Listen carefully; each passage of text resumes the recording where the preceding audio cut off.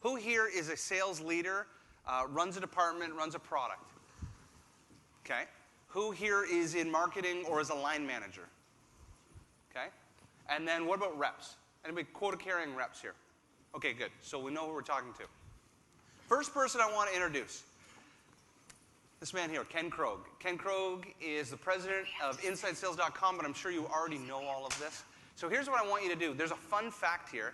The fun fact is this is the first event Ken's done, or going to be doing, since being in a 55-mile-an-hour head-on collision. So that's the fun fact. So I want everybody to stand up and give him a round of applause for just being here. Thank you. Yeah. Look at that. A standing ovation. Next, you all know Koka Sexton. Koka Sexton is the king of social selling. And the fun fact with Koka is, let's just think about this for a second. His fingerprints all over 340 million people on LinkedIn. 400. And he is a licensed private investigator. Yes, so that is like he's the ultimate stalker. Okay? It's true. And finally, Jill Rowley. Jill Rowley is the queen of social selling. And the fun fact here about Jill, small town person like myself, Jill used to ride around in an old beat up Datsun and with roll bars, cowboy boots. How country are you? Big tires. Almost as big as my hair. Fantastic. So we'll sit down, everybody, for the panel. So here's what we want to do for this event. What we want to do is separate it macro to micro. So the reason I asked everybody, what is your role? The first series of questions is for anyone that runs a business, chief revenue officer, chief sales officer, runs a business unit. These are going to be very high-level questions. Then the next round, for marketers, for line managers, we want to get tactical into measurement. And then finally, questions for the audience around, questions from the audience as well, but also for sales professionals, quota-carrying sales professionals. We want tactics, things you can walk away with. So the first question, and we're going to start this off with Ken here. And one of the challenges here, and Ken runs a very large organization, and for so many large organizations, social selling isn't a priority yet. Perhaps in tech companies in the Valley, but in Middle America, in Europe, and in Asia, it's just not there yet. So as a business owner, why has this not become an utmost top 3 priority going into 2016? You know, I think the biggest issue is the leaders themselves don't know how to do it. And I look at Josh James, our CEO, Dave Elkington, they know it pretty well, so they have found the power behind it. And it's still a challenge for leadership to really buy in, and in a lot of areas. Now, in some companies are just killing it, and they find the leverage that happens when the executive team gets behind it. We're all pretty busy at that level, so we got people helping us quite often. And when that happens, it just takes off. But there's entire segments of industry that haven't even found it yet. The high tech, I think, is the poster child of the social selling world because the leadership is pretty bought in. Mm-hmm. And you've been shaping the social selling market. You have executives following your content, but that's a small segment of the market. Why is it, to reframe that question, why are senior executives, Middle America, Europe, Asia, just not bought in yet? Well, I kind of want to just go off of what Ken said. I think it's the leadership. I think that with the ability for a sales leader, somebody who's been doing this for 10, 15 plus 20 years, they have a really hard time wrapping their head around social first as a concept.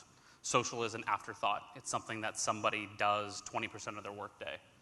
And the CEOs, the heads of sales, the new companies, I mean, when we talk about laggards, we see social being such a bigger part of smaller organizations. These senior managers, until they can adopt a social first mentality from a personal branding standpoint, as for them as a CEO to their company being social, it will never resonate down to the sales teams. And so sales teams are doing it on their own. And the problem with that is that there's very little training because the senior leadership just doesn't buy in yet. And Jill, you're part of the implementation of some of the largest companies, and you've seen it in the tech industry. but you've been asked to speak at companies of all shapes and sizes. Again, reframing that question. I think it's culture. And I think that there's a whole generation of sales leaders where in their days, collaboration was cheating. And they're not as used to transparency and authenticity and sharing information that they don't control. If you think about the role that traditional PR companies have played in organizations, it was all about controlling the message and the messenger. Lockdown, lockdown, lockdown, lockdown to make sure that everything was on brand, on brand, on brand, on brand. And when you start to allow your employees to leverage social networks to share their voices, their point of view, you lose control. And so I think that there are some very modern executives. Sage is a company primarily in Europe serving the SMB market, and they had a CEO change, and Stephen Kelly came in, and they are going all social. But it's a leadership by example, and it's culture, and then it's comfort. Perfect. So next question. Again, this is for senior leaders and the chief marketing officer. Raise your hand if the sales department and the marketing department do not reside on the same floor, building, city, or country in your company. Raise and elbows over the ears. Well, I'm so people can amazed. see This here. is actually impressive. If this is the case. Not bad. Okay, so we'd say like 25% are, okay, so now we're going to reframe that question. So 25% of you are saying that they're not in the same building, country, what have you. How do we get the CMO and the CRO or CSO completely aligned and truly create alignment within the business from a business of your size as well? You know, And we can't all move to Utah. okay. It really comes down to pay structure. It comes down to weekly correlation. When we realize that in this day and age, you know, the old world of advertising is sort of dead, and it's all about demand gen. It's really about the results that marketing brings in from top of funnel to drive the close ratios of the sales teams.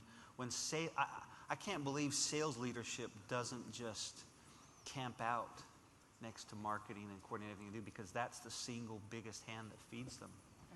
And we need more of that. I've seen organizations where the entire marketing department has been shifted to drive, you know, qualified opportunities, and that not leads anymore, but opportunities that sales agrees is an opportunity. And then that two-way correlation, if their opportunities are not qualified, there's got to be a debriefing at least weekly on what's not qualified. Mm-hmm. That's where the gold is realizing it's converging, but the skills are so different. They've still got the skill set's different. They got to be briefing and debriefing constantly. Perfect. On my side, so you know, my background was in sales, and then several years ago, I had this great opportunity to move into marketing, which at the time didn't seem like a great opportunity because I hated marketers for a number of different reasons. But you know, social changed that entire landscape, and because I believe that salespeople have a specific DNA that is different than any other person in an organization. Sales professionals are very type A. They're competitive. They want to crush it. They want to make money, and that's a different mentality than most marketing professionals. It just is.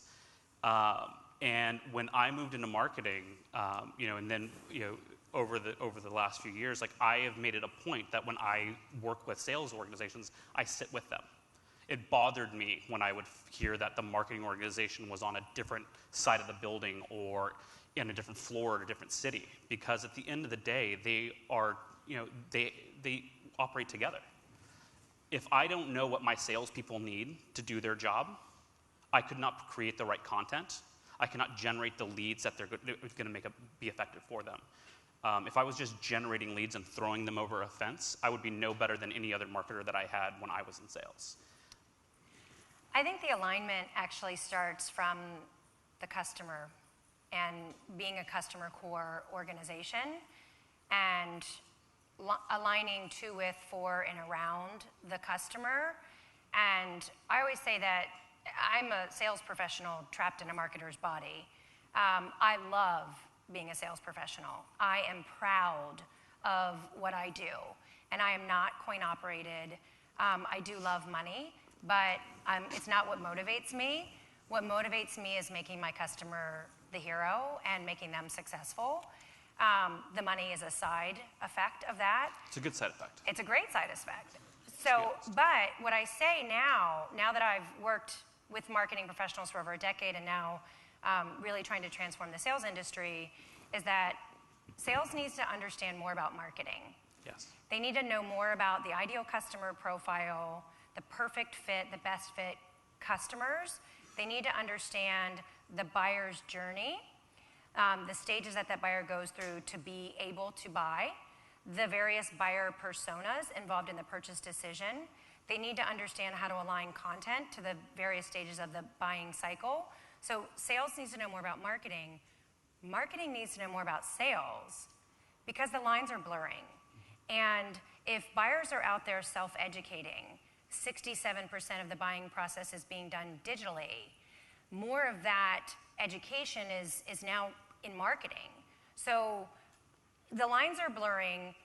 We both need to understand each other better, but we all need to be more customer-centered, centric, and obsessed. Question for the audience, and I want everybody to be honest here. Raise your hand if in your company, the CMO and CSO and all the salespeople could actually look each other in the eyes and know what percentage of quota attainment marketing is responsible for delivering to the sales team as a percentage of the total quota attainment for the organization. Raise your hand if you can actually answer that question. I know Adobe And that's can. and that is I honestly believe is the true part of alignment. The CMO should be able to answer that question. I deliver X percent to sales as part of their alignment quota. And you know, but I also believe that it goes back to the culture of the company. It amazes me when I come across this, but that there are actually companies where marketers are not driven by a quota. Yeah. Well, Koka, when I was at Eloqua for 10 years, and when lead scoring was a concept that, and when the platform had the capability to score leads based on fit, are they a good fit for your product, and interest, are they engaged, are they consuming content, are they having conversation, we gave the promise that marketing and sales could mutually agree upon a qualified lead. And then marketing would generate, then nurture and score to the point of readiness for a sales conversation, and then pass it over to sales, and then there would be an SLA, service level agreement, around what sales would do with that lead. When we talk to marketing about lead scoring, and instead of sending leads over that sales say are crap, sending over more highly qualified, ready to buy, marketing was like, shh. Yeah, don't tell them that we can do that. Let's not talk about this lead scoring thing. And the reason was because marketing was measured on lead count, and that's why so many times at trade shows, the scan is how they're going to measure the success of the event. When I say don't be scammed, when you get scanned, a lot of times you're going to get pounded by salespeople, call, email, call, email, call, email, call, email. And not, someone actually taking the time to understand if you're the ideal customer, if so I think how we measure really matters. And if you measure on contribution to pipeline and revenue, marketing will generate those things. Yeah. It's not that they're incapable. It's just that we have to measure them and compensate them based on these metrics that matter. You get what you incent. You get what you incent in marketing and in sales. So let's shift gears real quick. This is the last question for senior leaders, and we'll start it with Ken here. Let's get tactical around a success story, mid-market, enterprise, SMB, up to you, but help every CSO or CMO in the room understand that this is happening, whether they like it or not. Give us a success story. Well, I'm thinking of a company that we've been working with, and we went in the first time and it was a failure, and we sat down with the sales team and we said, and I'm not going to say the name of it because they wouldn't want me to. And we sat back and we said, what was the problem here? And we asked the salespeople, and they said, well, not enough leads, not enough opportunities, and nothing seemed to change. So we put all this effort in just to the sales team. Then we went back about 2.5 years later, and we said, we're not going to do this unless we can get the multi-divisional leadership involved, where we have sales, marketing, and sales operations together. When we did that, we had about a 3x improvement, and we had to put in place the change with executive sponsorship and then ongoing governance, where those 3 groups of leaders committed to meet together monthly over the course of the engagement. That made all the difference. We actually didn't do anything different ourselves. We just got the right people in the room committed over time, and there was a 3x differential on overall results. And I just couldn't believe that. And that has had a profound influence in our approach now. And we realized, and we tell people, we say, look, if it's just the sales organization, you're going to get this much. If you get sales and ops, you'll get this much. But if you bring in the holy grail of sales, operations, and marketing, the whole dynamic changes. And so we've shifted everything we're doing around trying to set the stage that those 3 different divisions get on the same page. So success story, I think at the CSO level, like digital transformation, kind of, if possible. I'm going to take another direction. So there was this rep, Jessica, and she would get garbage from marketing. People they just threw it over the fence. It was like basically just filling a bunch of lists into the CRM and saying, here, call through this. And what she would do was basically take marketing content that marketing was creating and not necessarily handing over to the sales team, but she knew this was being created because she was part of like the email, she would see the emails. And she would basically start pushing the stuff out through her social channels, through LinkedIn, through Twitter, whatever else she was using. And something interesting happened. She started realizing that the people who viewed her profile, you guys know that you guys can see who's viewed her profile on LinkedIn, started increasing exponentially, very quickly, because she was sharing more often. And one day she said, you know what, I'm not going to call in these leads in my CRM. I'm going to start calling through these leads that are actually coming through my LinkedIn profile. People who are touching my profile based on relevant information that I'm sharing online, and I'm going to call them and see if they are interested, if they fit this general profile that she's looking for.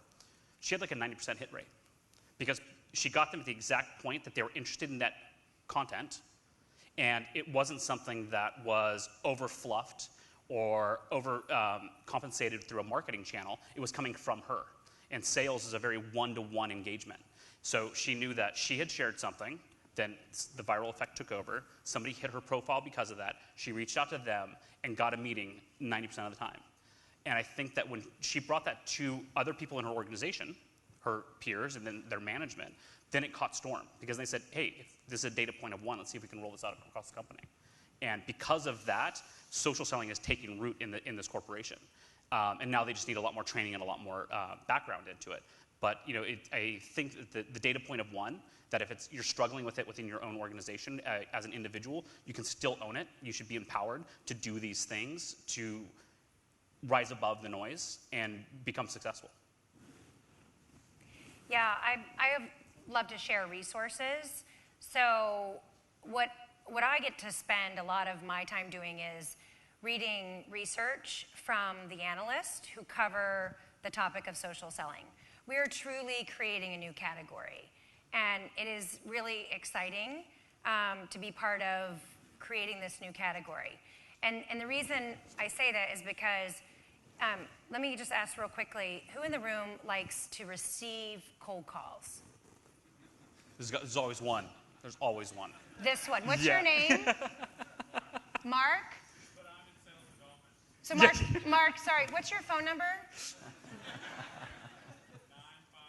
9-5. So the thing is, we're running a play that was built 2 decades ago. Call, email, call, email, call, email, call, email. And the buyer is doing ignore, delete, ignore, delete, ignore, delete. Okay? So buyers don't want to be cold called. They don't want to receive your generic, unsolicited, pitchy, selly email. It doesn't work. So where's the modern buyer? The modern buyer, she's digitally driven. Google's my best friend. She's socially connected. She's mobile with multiple devices. She's empowered with nearly unlimited access to information and to people in her social networks. She's also overwhelmed. The modern buyer is leveraging social. 75% of B2B buyers are using social media to do research. Sales is about being where your buyers are, offline at events like this, online in social networks. So the buyer has changed more in the past 10 years than the past 100. Sales needs to adapt. Companies that are adapting, companies like, if I had the pleasure of being at LinkedIn's conference in Vegas. It's called the Sales Connect Conference. I was able to actually be there. Thanks for the plug. And watch Microsoft, the Sacramento Kings, Dassault Systems, tons of companies present their journey. And they're all on various stages of their journeys. And those videos from that event are available via YouTube. I wasn't able to be at the event in London, but those videos of those sessions will be available on YouTube.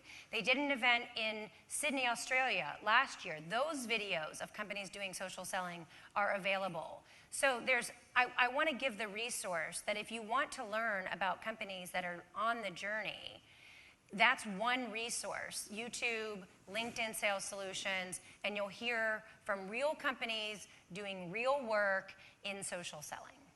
Perfect. So now, think of everybody here. What we want to cover is for line managers, operational people. We want to talk about measurement. So as you can probably see from the theme, this is social selling and digital selling. Social selling is a component within digital selling.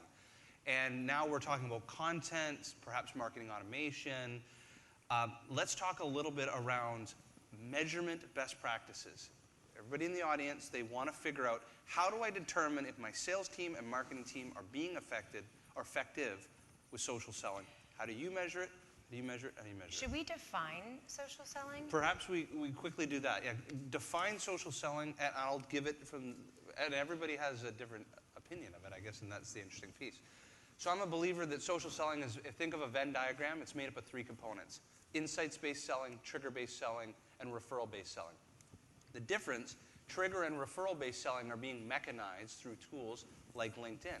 You're now being the ability to see job change alerts or the connections and the relationships between people. And insights-based selling is leveraging content to shape a buyer's journey to push them off their status quo. So those 3 components, you haven't reinvented selling, you're just leveraging technology and a means to communicate and distribute your message in a faster way. So I just wanted to get that out as a definition, but how do you guys see social selling? Well, I have a pretty strong opinion. I think it's a total misnomer. I don't think there's any social selling actually going on. I think it's still social prospecting. And but what's happening is salespeople are taking into their own hands the ability to do marketing and PR tactics to find and then generate leads.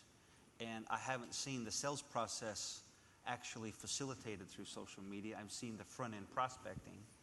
And so now it's still a great way to approach. It's huge leverage. Internally, I mean, we've got some really powerful salespeople, and there's 2 main kinds of top 10% salespeople at our organization. There's the artists who are really good, more the old school approach, and they're still just killing it because they're masters at what they do. And then there's the younger crowd leveraging social, and they're neck and. But here's the difference: the younger group leveraging social, their trajectory is just crushing it. Yeah. And so in a couple of years, they're far exceeding. And that process moving on. Is repeatable. Yeah, it's so repeatable, and social selling is really the leverage of opportunity that didn't exist before, with just a little bit of expertise. So I'm finding that it's very much top of funnel, front end, opportunity qualification, and listening for leads. It's really a whole new paradigm. So I'm not going to disagree with him on that. But the way that we define social selling is leveraging your professional brand to fill your pipeline with the right people, insights, and relationships. It's about the pipeline.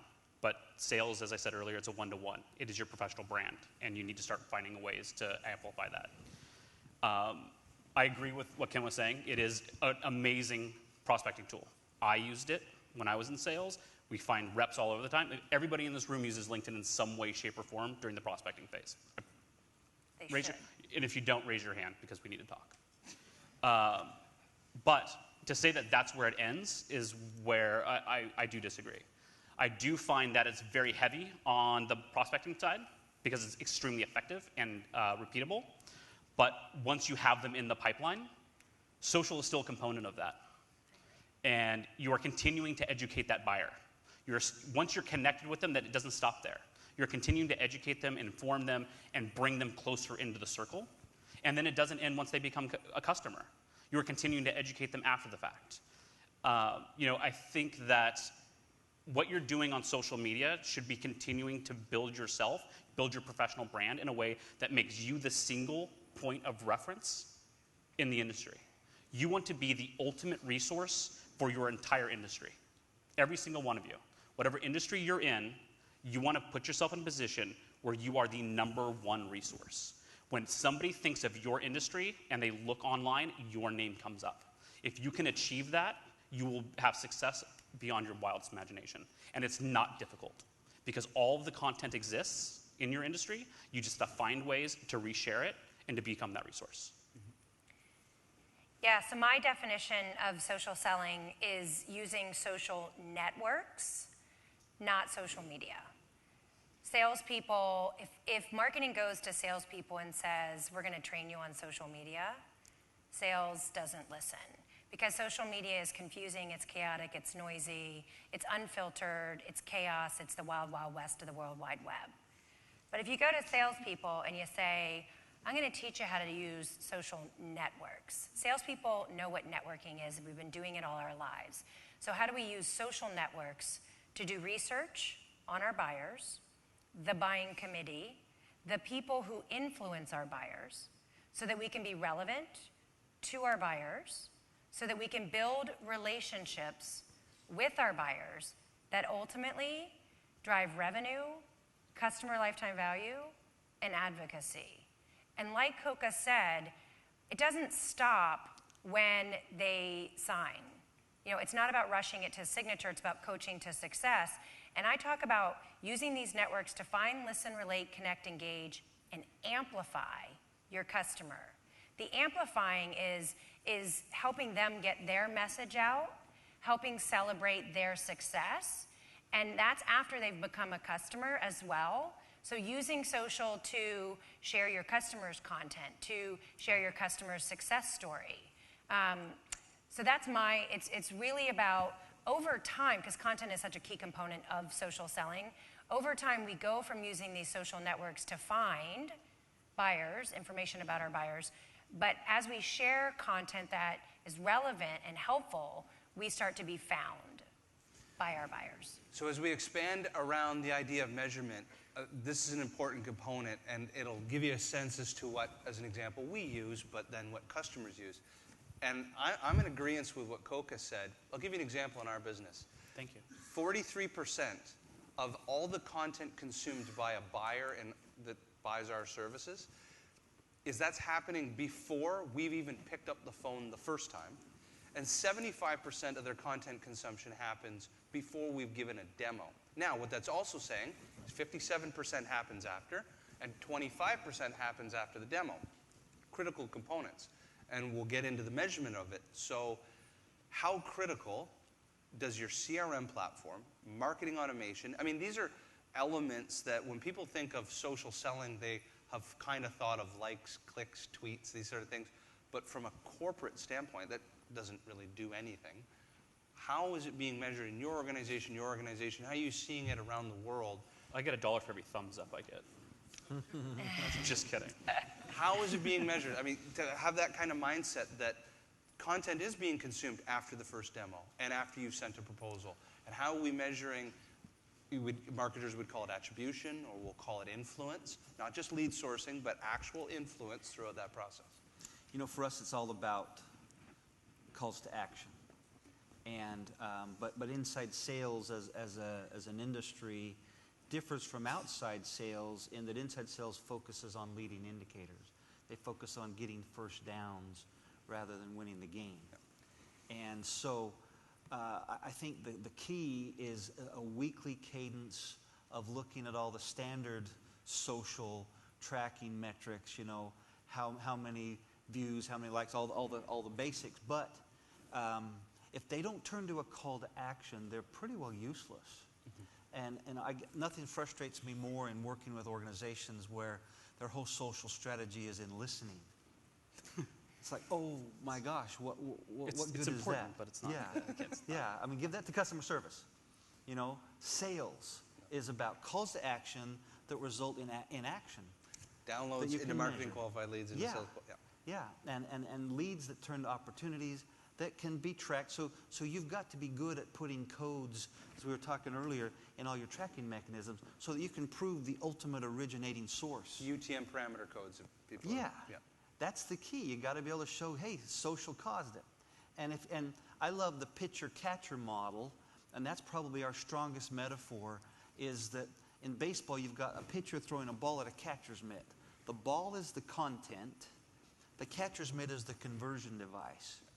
And the pitcher is how many of those you can throw. It's either your email volume, your search volume, whatever. But if you don't have all three elements, you don't have a model that's even social selling. Can I give a specific example just at lunch? Is JD still here from Adobe?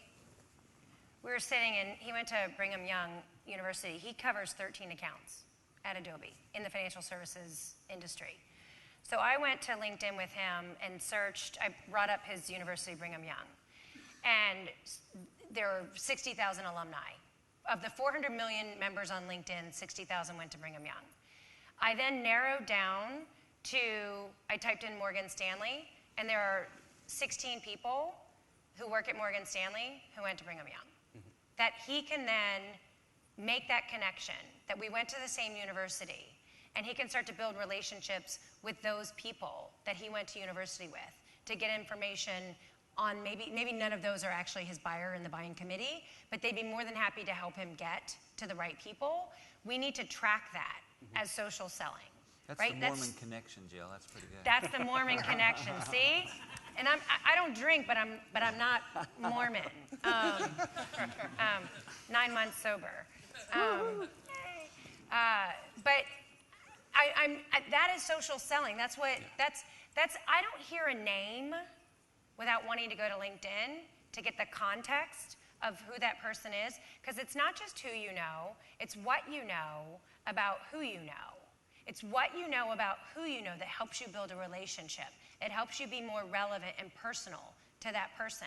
The information that you can get about someone in social, in Twitter and LinkedIn, whatever other community forums they're in, Google, videos that they may have produced, podcasts that they may have done, you can get an incredible amount of information about someone from the social network. So, Koka, how do we mechanize this in a business? How do we take social connections data and make sure as a business we can determine that social attribution? I'm thinking because there's a billion ways to do it. But the easiest way, the easiest thing that I can say is like when you boil it down, you need to find ways to measure the online conversations you're having to offline. And the way this happens is different within other different organizations. It could be as easy as creating a lead source saying social. And when you run the report, you can say, hey, here's all the revenue or all the pipeline I've generated from social. We've seen some companies actually break it up based on different social channels. There's the tracking mechanisms on the marketing side. There are things that you can do for that. But when you can measure that piece within your CRM and what is happening with it for revenue, it becomes very easy to justify it. Because if you're actually tracking if any of you are actually tracking what is coming into your CRM or what activities you are doing within your CRM that have come from some social activity, you will see that that is accelerating these deal cycles, if not initiating them to begin with. And to kind of piggyback off what Jill was saying earlier, leveraging your connections is the single most overlooked sales process that I hear about all the time. Leverage your connections. Our data shows you are over 5 times more likely to get in contact with the buyer if you go in with a warm introduction. There is zero need for cold calling if you have that kind of hit rate. If you've built your network the right way, if you are doing these searches, in fact, another interesting note, the school connection is a dead ringer. Oh, yeah. Going into somebody that you're connected with and saying, or going into a new person and saying, you and I went to the same school, go Huskies, whatever that may be, is the number one thing that people refer back into. Just FYI. But leverage your connections and find ways to capture that within your CRM so you can run the report. And once you're able to run that report for the sales leaders that are in the room, you're going to realize that these indicators are accelerating your deals, if not being the initial amplifiers for what is bringing the pipelines coming in. Ken and I were talking about this in the green room. In our business, the average customer consumes 7.6 pieces of original content before they buy. And in fact, some of them, and of those 7.6, 2 to 3 of them are infographics, specifically infographics around their sphere of influence, around their industry, or a story about a customer that they know, and because it's easy to digest. Ken, what was it in your business? About 6.5. 6.5 pieces of content consumed. A last question, because we've got 7 minutes, and now this is going to be tactical for the sales professional. What is the single biggest, and you may have already given a piece of it, but the single biggest hack within your business that you've either done or your team is doing to generate pipeline fast? Well, I'm going to give 3. Okay. So we love the job changes, but get rid of the birthdays and the work anniversary. Don't need those, okay? Just more job change alerts, those kind of things, I all just right? had a birthday and I Okay, just appreciated forget all the those. happy They don't do Happy anything with sales. birthday. So everyone, will you pound on old Koka about that? But watching, 'Cause I have so much we control found over that. for us, the funnest play is we analyze when does a company make a purchase decision with our technology. It's when a vice president of sales starts at a new organization, and it's about 3 to 4 months when they bring all their playbook with them, they bring their relationships with them, they sign the new contracts, and then all of a sudden they're done. Now, the first thing, and Craig's back there, this is fun, but company A with vice president number 1 just replaced vice president number 2 who went to company B. So we find out where they went. And then company A, vice president 1 left company C. So we find out where they came from. And now you've got this domino effect of decision-making happening in multiple organizations. And you can swim in that pool forever. Yeah. We love that one. The second one, we love the looking for companies that are hiring. We were talking about that earlier. My favorite play, and we've done this for 10 years before LinkedIn, I would go sign up on Monster and Career Builder and the local classified ads, and I would look for companies who are hiring inside sales reps. Now, that's my space. And I say, I want to go work for companies who've just put a new listing in inside sales, and I get an email in my inbox every morning. And those are leads. You know who's growing. If they're hiring, they're buying. And so that was before LinkedIn. LinkedIn put that whole process on steroids. And then we love to do what we call a reverse customer referral.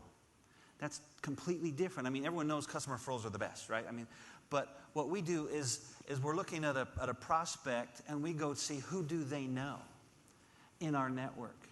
And so it's a reverse. They already know some of our customers. Say, well, you're already connected with 5 of them. Just go talk to them. And it's already done. So the reverse customer referral, based on the common networks that we have, almost seals the deal. Mm-hmm. Our close rate goes way up. So those are 3 really fun plays we love to run. Fantastic. So I'll start off with something that rolled out internally, and I think that this then translates globally, is moving from resume to reputation. Most sales professionals think of their LinkedIn profile as their online resume. And we're beyond that in this day and age. Your LinkedIn profile is your online reputation. How many sales professionals have their own website? How many of them have another digital property that they maintain on a regular basis besides LinkedIn? Your prospects, the people who are your potential buyers, the people who are trying to do business with you, are looking at your profile. What do they see? Go from resume to reputation. Build your profile so that you are that single resource. From there, the single hack that I have is find as many ways to drive as much traffic to that profile as possible. So you'll notice like on my Twitter profile, I have my own website. I've got other digital properties, but the URL I use in my Twitter profile is my LinkedIn profile. Go to my Instagram page. It's the same thing. Every URL that I have as a digital professional drives back to my LinkedIn profile for one reason, because I can see who has actually touched it. LinkedIn is the only social network where you can see who's touched your profile. Yeah. And if you do that, and you then find ways to curate that information to see who is actually viewing your profile and do they fit that demographic, the firmographic information you're looking for, it was my cleanest growth hack into how I generated my own pipeline. Awesome. Jill? Mindset. So nobody wants to be sold to, but everyone wants to be helped. So shift the mindset from always be closing to always be connecting. And think about the people that you've heard from today on the stage and people you've met and exchanged business cards. Jamie, great job moderating the panel on social selling. Loved your jacket and your pink socks. That'll get his attention, right? That's nothing about right? Yeah. the You're auto best dialer. friends to me if you talk about clothes. Talk about his clothes, right? I'd be honored to be in your network and delighted to have you in mine. Can we connect? Follow Jamie on Twitter. Retweet something that he's tweeted that you like, that you would want your network to see as well. So that ABC always be connecting. One of the advice I give is never send the generic LinkedIn invite. That's hashtag social stupid. That's hashtag just plain lazy. Hashtag first impressions matter. Yes, I'm speaking in hashtags. I also say if you suck offline, you'll suck more online. So don't suck. And finally, what I recommend, I jokingly say I teach salespeople how to read what their buyers read and share that content across their social networks. You need to be a subject matter expert. You need to have domain expertise. You need to understand your buyer, hashtag know thy buyer. And the better you understand your buyer, the more you can help your buyer, not sell your buyer. And for me, I'll wrap it up with the hack that grew our business. There's a long story about how it all became, but the way that we grew it is we only had one customer, and that was a company called Vision Critical out of Toronto. And I had this one story, and I had to create a digital property. I had to create a story around it, a microsite. And I created this thing, we call it the sphere of influence. And all I did was roadmap using LinkedIn the people that used to work at Vision Critical that have now moved on to other businesses. And I would sell that story to those people, and the sphere of influence also to their direct competitors. And I believe there was somebody in the panel that talked about this. I took a story, and all I did was I shopped it, and we landed 2 other market research firms. From there, then to 4, to 8, and it started to multiply. And I just took a digital story, and I roadmapped. Who cares about that story? People that used to work at that company and people that compete against that company. And we would just shop that story until it was dead. And that's how we grew our business. So I really appreciate everybody's time. I believe this is the last session, and it's time for drinks. And I hope everybody enjoyed. And Max, I assume you're going to come back up. Yeah, I don't want to wrap it up for you. Thank you.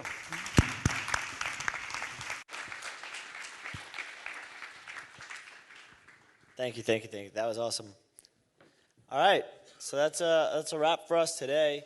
I hope everybody got a lot of value out of that. We got happy hour sponsored by Speakeasy. Definitely check them out. But the bars are open. Again, sponsored by Speakeasy, and then we have a after party hosted by Date and Eyes at Butterfly Restaurant around the corner. So 5 to 7 here, and then 7 p.m. on over at Butterfly. Thank you very much.